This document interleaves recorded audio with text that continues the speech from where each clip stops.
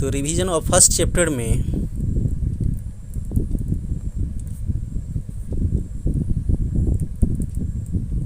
Revision of chapter 01, तो हम लोग principle of quantization of charge तक रिवीजन कर चुके थे।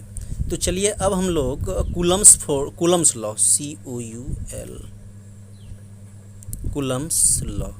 कूलम्स लॉ हम लोग क्या ड्राइव कर लिए थे। इधर कोई देखिए यहाँ पे कोई चार्ज है Q1 और यहाँ पे कोई चार्ज है Q2 और इन सेपरेशन कितनी है स्मॉल r। तो सेपरेशन स्मॉल r है तो इनके बीच इलेक्ट्रिक फोर्स वर्क करता है। तो हम लोग ऐसे इक्वेशन निकाल लिए थे F equals 1/4 pi epsilon not modulus of Q1 Q2 by r square. और विदाउट मॉडुलस भी ये बेसिक चीज़ में थे, विदाउट मॉडुलस भी हम लोग पढ़ चुके थे। विदाउट मॉडुलस कितना पढ़े थे F equals 1/4 pi epsilon not Q1 Q2 by r square. और इसी में हम लोग इसको राइट नहीं करना है, इसको केवल आप देखिए, उसी से आपको पूरा फिजिक्स कमांड हो जाएगा। अब देखिए इसमें 1/4 पाई एप्सिलॉन नॉट का वैल्यू कितना होता है 9 × 10⁻⁹ न्यूटन मीटर स्क्वायर पर कूलम स्क्वायर। ये ऑब्जेक्टिव भी पूछे जाते हैं आपको। और इसी में एप्सिलॉन नॉट की वैल्यू की बात कर लीजिए 8.85 × 10⁻12 coulomb square by newton metre square. चलिए पेज को हटा देते हैं, चलिए पेज को हटा लेते हैं।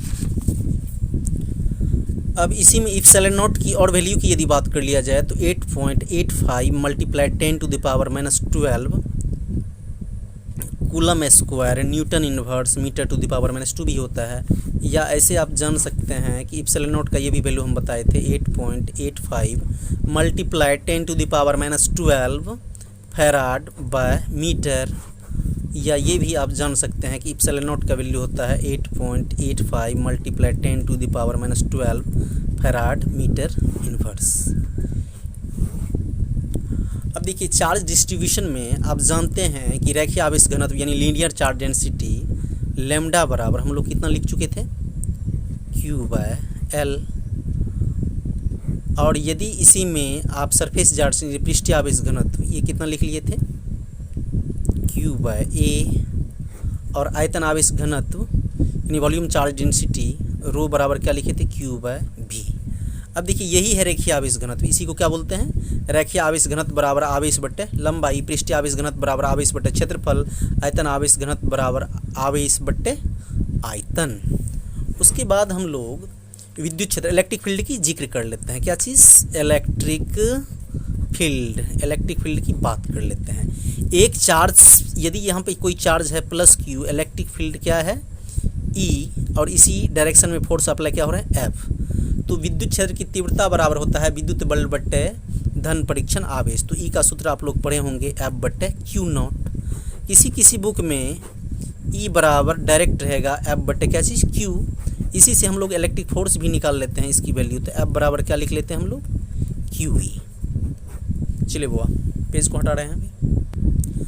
अब हम लोग इलेक्ट्रिक डाइपोल मोमेंट की बात कर लेते हैं। इलेक्ट्रिक डाइपोल मोमेंट हिंदी तो भली भांति पता होगा विद्युत द्विध्रुव आघूर्ण। विद्युत द्विध्रुव आघूर्ण क्या पढ़े थे P = Q × 2L।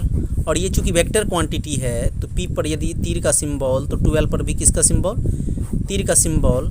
और इसकी यूनिट की बात कर लेते हैं विद्युत द्विध्रुव आघूर्ण की यूनिट हम क्लियर हिंदी भी लिख देते हैं ताकि आपको कठिनाई न हो। विद्युत द्विध्रुव क्या चीज़ आघूर्ण, इसकी यदि यूनिट की बात कर लें तो यूनिट इसका होता है कूलम मीटर। और यदि इनके डायमेंशन की बात कर लिया जाए तो लाट, क्या याद रखेंगे लाट। और ये ऑब्जेक्टिव में पूछे जाते हैं विद्युत द्विध्रुव आघूर्ण का SI मात्रक यूनिट क्या है।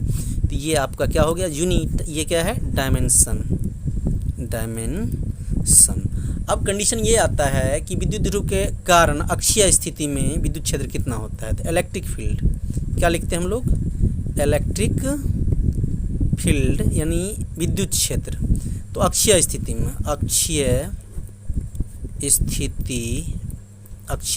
तो अक्षीय स्थिति में E बराबर हम लोग क्या जानते हैं 1/4 पाई एप्सिलॉन नॉट 2P/RQ। चलिए वो पेज पलट रहे हैं। अब सेकेंड नंबर में निरक्षीय स्थिति में क्या लिखते हैं, निरक्षीय स्थिति में, निरक्षीय स्थिति में। तो निरक्षीय स्थिति में ई बराबर क्या पढ़े थे हम लोग, 1/4πε0 p/r3। और 3 नंबर में किसी भी स्थिति में, किसी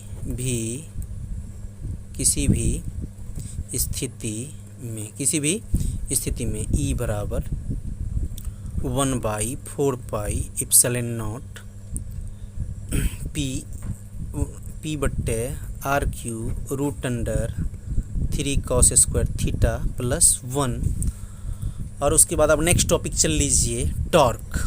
क्या चीज़, टॉर्क यानी बल आघूर्ण, टॉर्क यानी बल आघूर्ण। तो बल आघूर्ण टाउ बराबर आप लोगों को पढ़ा दिया गया था PE sin थीटा। इनको केवल देखते रहना है, वो आप पे डिपेंड करता है, नोट भी कर सकते, लेकिन नोट क्या देखते रहिएगा, ये रेगुलर दिया जाएगा आपको। तो टॉर्क बराबर क्या हो जाएगा, इस पर यदि वेक्टर का सिंबल sin थीटा हटता है तो क्या लग जाता है, क्रॉस। तो चलिए बुआ, आज की क्लास को यहीं तक रहने देना है, इस रिवीजन के क्लास को। और कल के डेट में आपको न्यूमेरिकल की क्लास दी जाएगी। और कभी भी अब आप 2 समय वीडियो देखने का, मॉर्निंग और इवनिंग दोनों टाइम प्रयास कर लीजिए, वो सही रहेगा आपके एग्ज़ाम के लिए। और बहुत स्टूडेंट्स क्या करते हैं कि कुछ डिले पड़ जाते हैं, लेजी हो जाते हैं, लेजी कर लेते हैं अपने आप को। ऐसे नहीं करना है और इधर उधर में समय को नष्ट नहीं करना। अब एग्ज़ाम का प्रिपरेशन जो है, एग्ज़ाम का प्रिपरेशन बहुत आप लोगों को मेहनत के साथ करना है।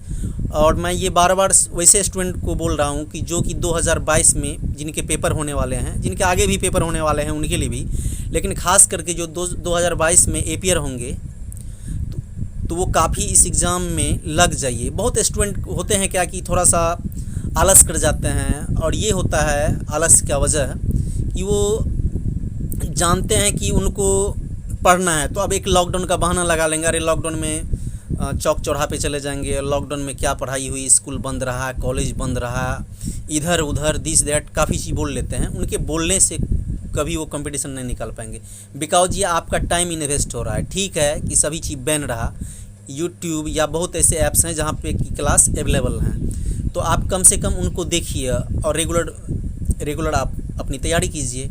तो वैसे करते नहीं हैं और लग जाएंगे इधर उधर, काफ़ी सारा चीज़ मोबाइल पे दिया गया है, वो देखने लगते हैं, म्यूजिक देखने लगेंगे, इधर उधर गेम्स खेलने लगते हैं, पबजी टाइप्स गेम, इधर उधर काफ़ी उसमें टाइम अपना नष्ट कर लेंगे। लेकिन यदि कोई टीचर आपको 2 टाइम क्लास दे देते हैं तो उनको नहीं देखेंगे, वो उनको भारी बुझाएगा। बट म्यूजिक शो हो, कोई इधर उधर वाला शो हो, कोई गेम हो, उसमें लग के अपना समय बर्बाद कर लेते हैं। बाद में वही कोस देंगे कि पढ़ाई नहीं हुई, और ये भी बोल देते हैं कि लॉकडाउन था, तो ये सब कुछ बुआ बहाना नहीं चलेगा। कंपटीशन में केवल आपके राइटिंग या ओमार सीट को चेक किया जाता है, कोई मजबूरी देखी नहीं जाती है।